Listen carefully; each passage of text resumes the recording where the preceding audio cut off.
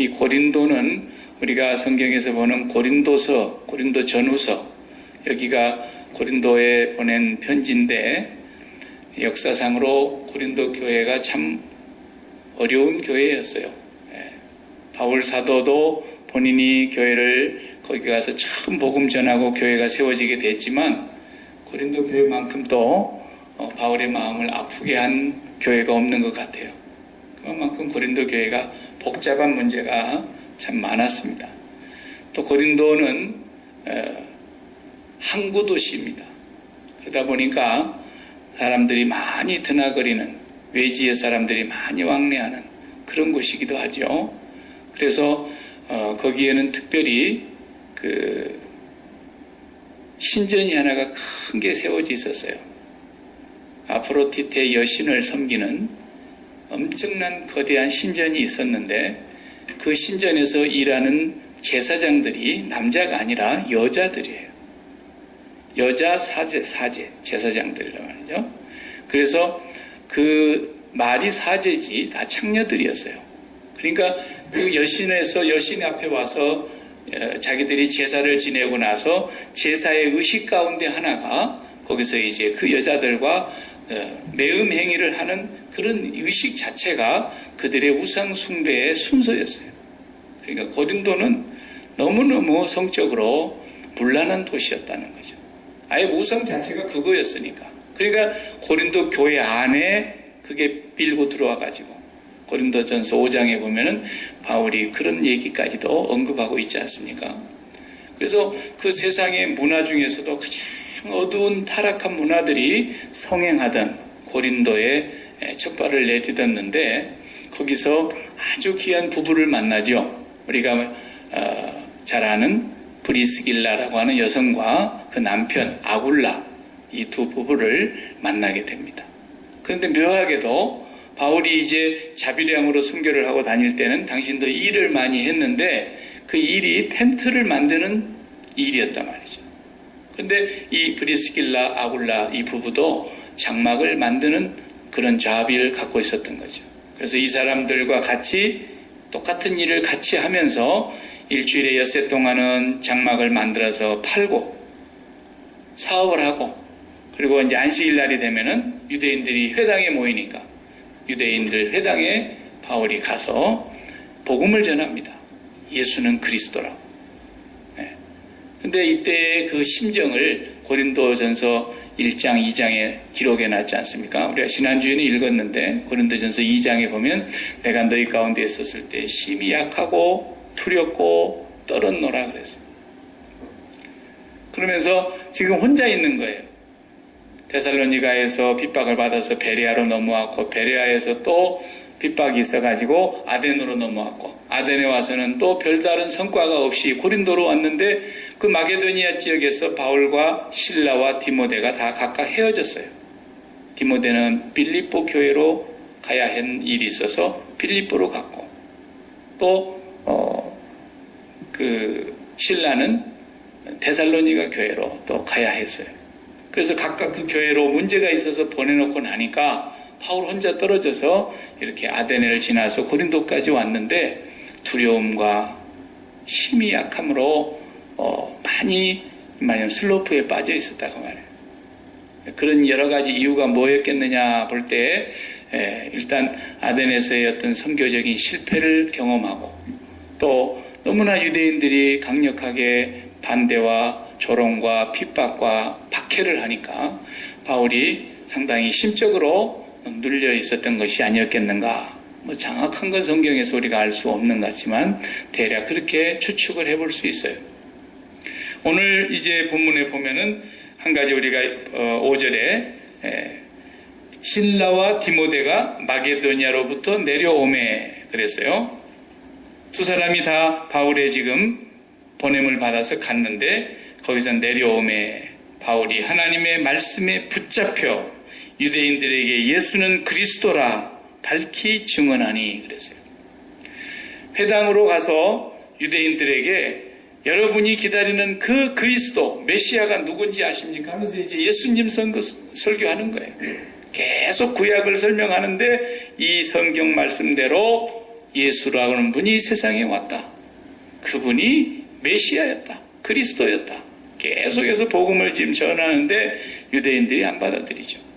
유대인들이 엄청나게 핍박을 하고 대적을 하기를, 그래서 바울이 거기를 부득불 또 떠나게 되는 그런 상황이 벌어집니다. 그래서 장소를 회당 바로 옆으로 옮겼어요. 회당에 못 들어가니까.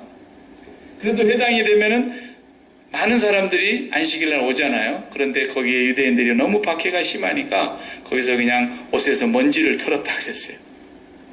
나는 당신들의 피에 대해서 이제는 깨끗하다. 내 할 바를 다 했다라는 거예요. 너희 피가 너희에게로 돌아갈 것이다. 그 말은 이제 너희는 죄값을 받아야 될 거다라는 거죠. 그래서 바울이 핍박을 잠깐 피해서 그 회당 옆에 유스도라는 사람 오늘 등장하죠. 이 사람 집으로 모임 장소를 바꾼 거죠. 거기에서 있다 보면은 회당에 왔다가 또 거기 올 수도 있으니까 거기 회당 가까운데 장소를 정해놓고 거기서 이제 복음을 전하기 시작합니다. 그런데 엄청난 일이 오늘 벌어졌어요. 본문에 보면은 한번 거기 읽어봅시다. 8절에 또 해당장 그리스보가 온 집으로 더불어 주를 믿으며 수다한 고린도 사람도 듣고 믿어 세례를 받더라. 이런 일이 벌어졌어요. 8절에 회당장이 개종을 해버렸다니까. 유대인들 중에서 회당장은 굉장히 중요한 위치에 있는 리더 아닙니까? 그런데 유대인들이 지금 막 박해를 해서 바울이 회당에 들어오지도 못하게 해가지고 장소를 지금 그 회당 옆으로 유스도라는 사람의 집으로 잠시 옮겨갔는데 웬걸 회당장이 변화됐어. 회당장이 개종하고 예수를 믿고 유대인이었던 이 회당장, 유대인들 중에 어른이었던 이 회당장이 개종하고 예수님을 믿고 세례를 받고 고린도에 있는 많은 사람들이 바울이 하나님의 말씀에 붙잡혀서 예수가 그리스도라고 담대하게 전하니까 거기서 많은 사람들이 믿고 세례를 받더라는 거예요. 그래서 고린도 교회가 이제 세워진 것입니다. 그래서 바울이 고린도 교회에 그 말을 한 것입니다. 내가 힘이 약하고 두렵고 떨었는데 내가 이제부터 고린도 교회에서 그 경험했던 그것을 얘기하면서 예수 그리스도와 그 십자가에 못 박힌 것 외에는 아무것도 알지 않기로 내가 작정했노라 그랬지 않습니까? 뭐죠? 아테네 가서 그 철학자들 앞에서 설교하듯이 그렇게 안 했어요. 예수가 그리스도라는 걸 말씀을 통해서 전했다는 겁니다. 말씀에 붙잡혀서 전했다는 것입니다. 하나님의 말씀 그 자체가 능력이거든요. 거기에 인간의 말 군더더기가 필요 없는 거예요.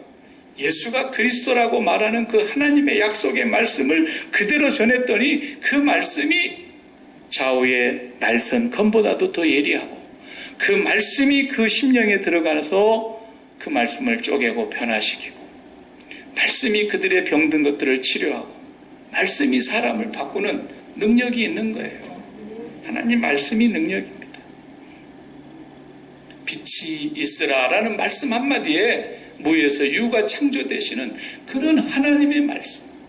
이 말씀이 오늘 우리에게 제일 중요하다는 것을 사도 바울은 거기서 아주 뼈저리게 경험한 거예요. 혼자 있다가 누가 내려오니까 디모데와 실라가 내려와서 합류를 하고 보니까 빌립보 교회의 소식을 가져왔습니다. 디모데가. 또 실라가 데살로니가 교회의 소식을 가져왔습니다. 그 소식을 듣고 보니까 바울이 큰 용기를 얻고 정말 예수 그리스도의 십자가밖에는 없구나.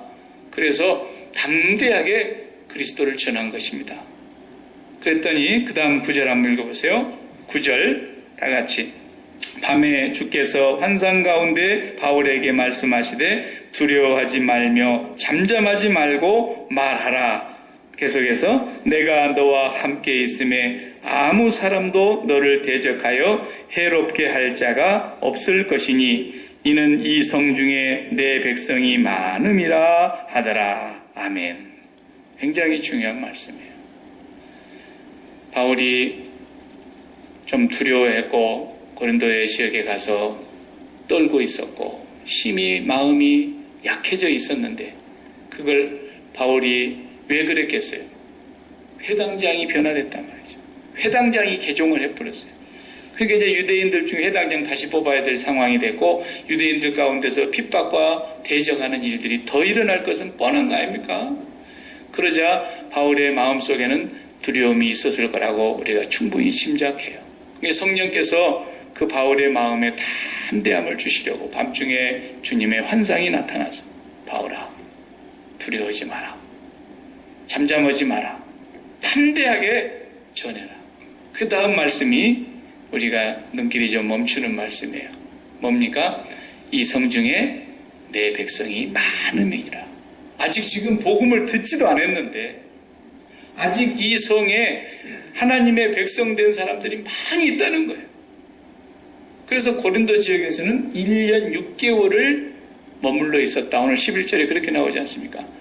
1년 6개월, 18개월 동안을 고린도 지역을 중심으로 해서 겐그레와 아가야 지방을 싹 순회하면서 1년 6개월 동안 복음을 전하는 동안에 이 서성에 내 백성이 많다 그랬어요. 이게 무슨 말입니까? 바울의 선교는, 전도는 결국은 하나님의 백성 찾아내는 거라는 거예요. 하나님의 백성. 제가 그 총회에 가서 언젠가 한번 유럽에서 오신 우리 노예 목사님들과 대화를 하게 됐는데 그 유럽이 이제 우리 총회가 지역이 넓어지다 보니까 유럽 쪽에 나가 계신 우리 한인들이 세운 그런 교회가 연합이 돼서 유럽 노예가 결성이 되고 유럽의 여러 목사님들이 오셔서 저는 이제 유럽이 좀 생소하고 또 유럽 교회들이 우리가 말로만 들었지 직접 피부로 목회를 하고 계시는 분들의 얘기를 제가 거기서 처음 들었는데 그 중에도 이제 노회장님으로 오신 독일 교회의 이 목사님 제가 식사하면서 같이 대화를 나눠보니까 독일 교회는 우리 한국 교회나 여기 미국 교회나 이런 교회하고는 많이 다릅니다. 아주 질적으로도 다르고 내용적으로 많이 달라요. 왜 그러냐면 우리는 교회 성도 그러면 교회가 교족부가 있어요. 교회에 등록해서 교회에서 교육을 받고 교회에서 세례를 받고 여기에 교인이 돼서 멤버십을 갖고 이런 게 있지 않습니까? 독일은 그렇게 안 해요. 독일은 아이가 태어나면 시청에 가서 아이를 등록을 하잖아요. 출생신고를 하게 되면은 출생신고 해놓고 나중에 미성년자의 나이가 지나서 성년이 되면 자기가 천주교를 할 것인지 기독교를 할 것인지 본인이 선택하게 돼 있어요. 그러니까 기독교인이 전부가 다 기독교인이니까. 그러나 천주교를 할래 기독교를 할래는 성년이 됐을 때 본인이 선택하게 되어 있는 거고 그 목사님 얘기를 들어보니까 그런데 기독교가 조금 작대. 천주교가 한 48%, 기독교가 한 46%, 나머지 아주 작은 숫자가 이제 그 자유교회라 그래가지고 소위 말하면 각 나라에서 자기 나라의 교단의 교회를 자기 동족들끼리 모여서 이렇게 세운 그런 자유교회가 조금 있다는 거예요. 지금 우리 노예에 들어와 있는 총회에 들어와 있는 분들은 다 그 자유교회에 속한 장로교나 뭐 성결교나 혹은 감리교나 이런 교회들이에요. 독일 국교회가 들어와 있는 게 아니죠, 우리 노예에. 독일 국교회는 어떠냐면 국가 공무원이에요, 목사님들이 다. 우리 권사님 독일에서 지내보셔서 잘 아시겠습니다만은 국가 공무원이에요. 그래서 신수비를 다 국가에서 목사님들에게 다 지불을 하는 거예요. 교회가 많은 사람들은 많이 주고 적은 사람은 적게 주고 그런 게 아니고 연봉으로 해서 그 사람의 경력에 따라서 그 사람에게 맞게 국가가 정해놓은 공무원법에 의한 규정에 의해서 신수비를 다 주고 그래서 이미 하나님의 백성은 다 정해져 있는 거예요. 그냥. 시청에 등록하고 출생신고한 이후에 그 아이들이 나중에 어느 천주교나 개신교 어디로 갈 거냐는 건 본인이 정하는 거고 이미 다 정해져 있어요. 그러니까 목사님들이 막 교회를 부흥시켜야 되겠다고 이런 얘기는 독일에는 없는 거예요. 한국 교회나 그런 얘기를 하는 거고 미국 교회나 그런 얘기를 하는 거지. 독일은 하나님의 백성은 다 정해져 있고 저쪽 교회 간 사람을 막 우리 교회로 데리고 오려고 난리를 치는 거지. 아예 그런 건 상상도 못하고 우리 교회로 오면 올수록 복잡하니까. 그래서 그들은 그 사람을 실질적으로 내면적으로 영적으로 그들이 하나님 말씀 안에서 바르게 신앙생활하도록 어떻게 지도를 해야 되느냐가 그들의 관심사지 교인이 몇 명이 와야 된다, 교회가 부흥해야 된다 이런 건 아예 그들의 머릿속에 없더라는 거예요.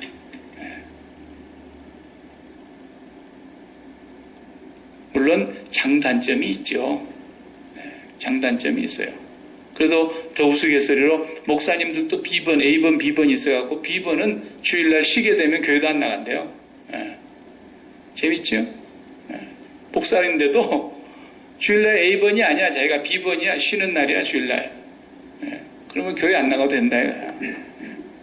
그런데 우리가 독일 교회를 우습게 보면 안 돼요. 그렇다고 해서 독일 교회가 뭐 형편은 없느냐? 사실 그렇지 않습니다. 독일 교회는 고등학생 수준만 되면 이미 정규 과정에 고등학교 수준 들어가면은 우리 한국의 목사님들보다 성경 실력이 뛰어나요. 애들이 훨씬 더 깊이 있게 알고요. 성경의 원어를 다 읽어내요. 걔네들은. 독일에서 목사님 되신 분들은 성경을 독일어로는 말할 것도 없고 히브리 헬라어로 그냥 직접 읽으면서 거기서 해서 직접 해석해 내셔요. 훨씬 더 탁월하시고요. 그리고 그들이 우리같이 막 열정적으로 뭐가 새벽기도 모이고 부흥회 하고 막 이런 거 안 한 것처럼 보이죠? 그렇다고 해서 그들이 신앙이 형편없는 게 아니에요. 독일 교회의 신학적으로나 영적으로나 사회봉사의 수준은 교회가 제일 위에 있는 거예요. 굉장한 거예요. 그래서 신학적인 분야에서도 사실은 미국에서 박사학위를 해오신 분보다 독일에서 박사학위 받아오신 분을 훨씬 더 인정해 주지 않습니까? 그만큼 말씀의 깊이가 더 있다는 거죠. 학문적으로도. 무슨 얘기를 하려고 그러는 거냐면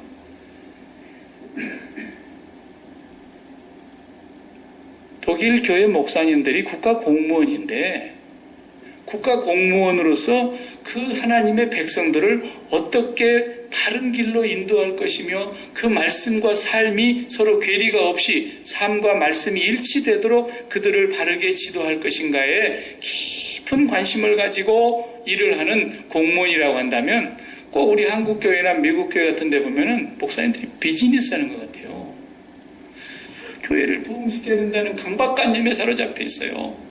그래서 교회를 몇 년을 목회하다 보면은 개척해가지고 5년이 넘었는데 아직도 그냥 20명 데리고 앉아있고 그러면 제풀이 자기가 꺾여가지고 자기가 행복하지를 못한 거예요.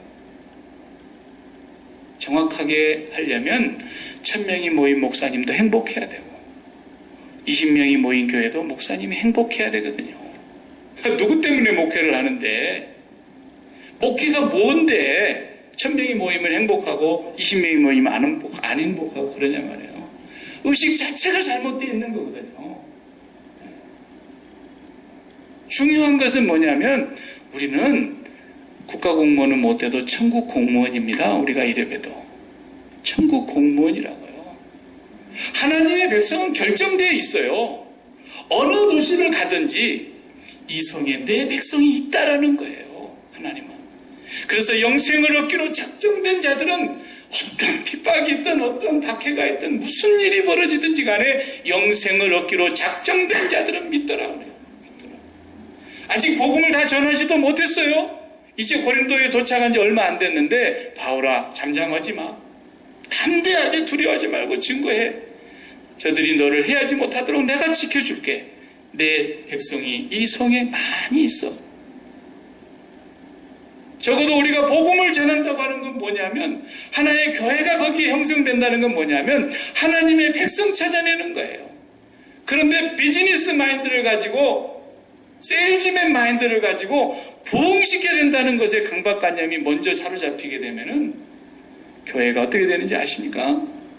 복음이 없어지는 거예요. 복음이 없어지는 거예요. 무슨 얘기냐? 세상적인 입맛으로 전한다는 겁니다. 세상적인 어떤 비즈니스 마인드를 가지고 전한다는 겁니다. 복음을 전하는 것이 아니라 복음은 뭡니까? 예수는 그리스도라는 거예요. 예수와 함께 십자가에 죽는 거라는 거예요. 예수와 함께 죽고 예수와 함께 살고 예수와 함께 승천해서 마음이 하나님께로 올라가는 거라는 거예요. 담대하게 전해야 되는데 그렇게 전해가지고는 부흥이 안 돼요. 그렇게 전해가지고는 이 비즈니스가 안 된다고요. 그러니까 비즈니스 마인드를 쓰고 마케팅 원리를 교회를 도입하고 사람을 끌어모으기 위해서 난리를 치지만 교회가 복음이 없어지는 거예요. 그러니까 교회가 힘이 없는 거예요. 그러니까 교회가 욕을 먹는 이런 단체로 변질돼 버리는 거예요. 목사도 다 싸잡아서 변질돼 버리는 거예요.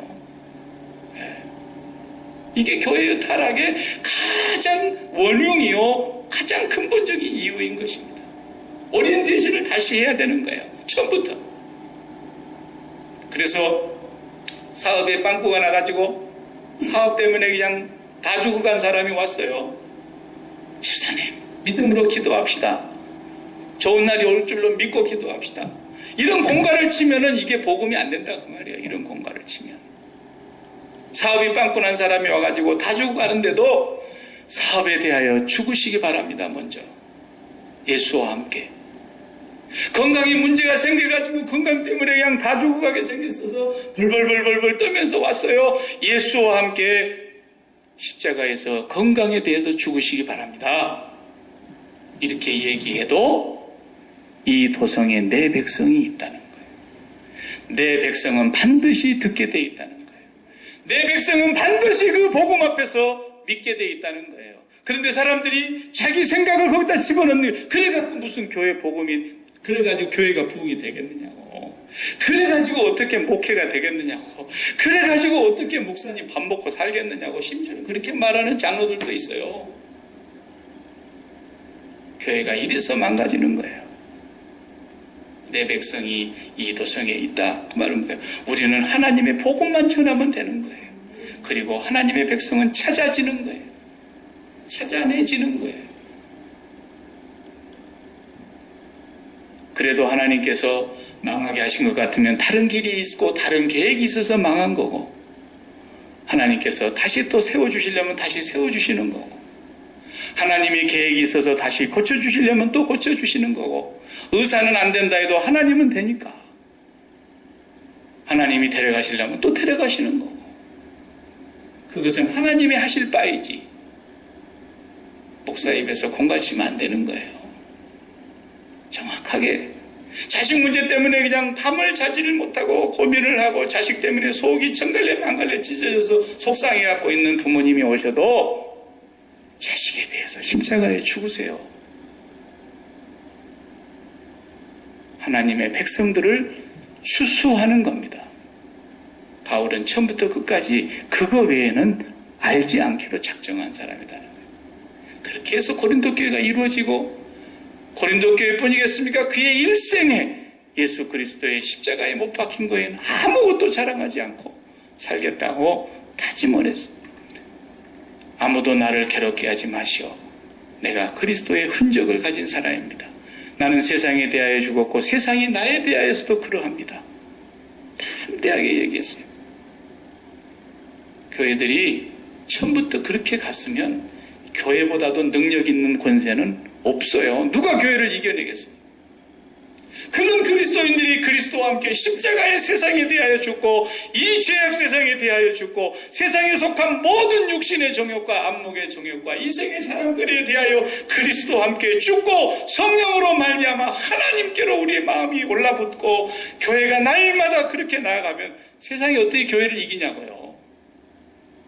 감히 어떻게 교회가 세상을, 요즘 세상이 교회를 염려하죠. 저 사람들은 교회를 안 다니는데도 더 잘 알아. 교회는 저러면 안 되는데, 목사가 저러면 안 되는데. 세상 사람들이 교회를 다니지도 않는데도 더 잘한다니까요. 저래서는 안 된다는 거. 그런데 오늘날 교회가 복음을 복음으로 전하지 않고, 복음을 담대하게 전하지 않고, 하나님의 백성을 찾는다는 것인가라는 것을 깨닫지를 못하고, 내가 해가지고 교회를 비즈니스처럼 부흥시켜야 한다고 생각하는 강박관념이 앞서다 보니까 복음이 다 변질되고 사람들 듣기 좋은 소리만 전하고 있는 거예요. 그 영혼을 죽이는 소리만 전하고 있는 거예요. 바로 이런 사람들을 두고 주님이 말씀하시기를 뭐라 그런 거예요? 한 영혼이라도 작은 소자라도 실족해 하는 자에게는 화가 있을 것이다. 그 실족해 하는 거 오늘 아침 새벽 예배 때 봤는데, 그 실족해 하는 일이 뭐예요? 길 잘못 들게 하는 거예요. 길 잘못 들게. 바른 길로 가지 못하게 하는 거예요. 지도 천국에 못 가면서 다른 사람들까지 지옥문으로 들어가도록 천국 가는 길을 막고 있는 바리새인들이라 그랬잖아요.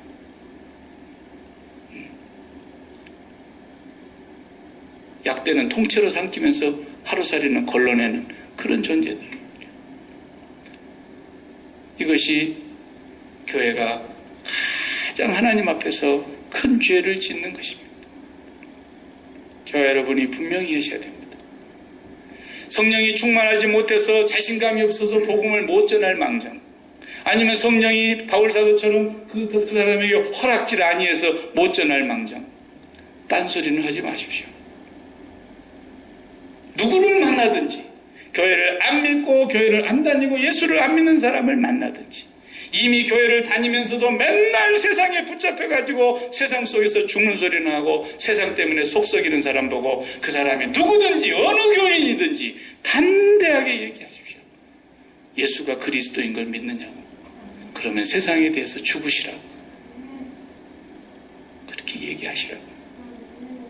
하나님의 백성이면 들을 겁니다. 하나님이 반드시 그 백성을 찾아낼 것입니다. 이것만이 교회인 것입니다. 교회 안에 다 교회가 아니란 말이죠. 그래서 우리가 담대해야 되는 거예요. 담대하게. 복음을 못 전한다고 핑계하지 마십시오. 사실 그대로만 전하십시오. 자신 있게 얘기하십시오. 누가 뭔 문제 때문에 다 죽어가고 있습니까? 가서 간절히 기도하고 안타까운 마음으로 얘기하십시오.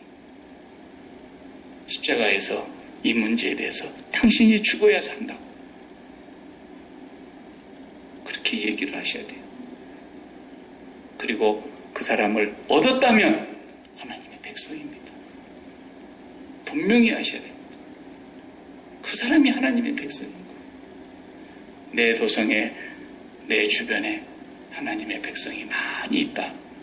아직도 복음을 전해야 될 사람이 있고, 복음을 전하면 들어야 될 사람이 있고, 아직도 구원받는 사람. 그래서 장로교에서 칼빈이나 루터나 이런 분들이 늘 주장했던 거예요. 하나님의 예정론에 대해서 참 신학적으로도 지금까지 논쟁이 많습니다만은 엄밀하게 따지면 교회의 부흥이라는 건 없는 겁니다.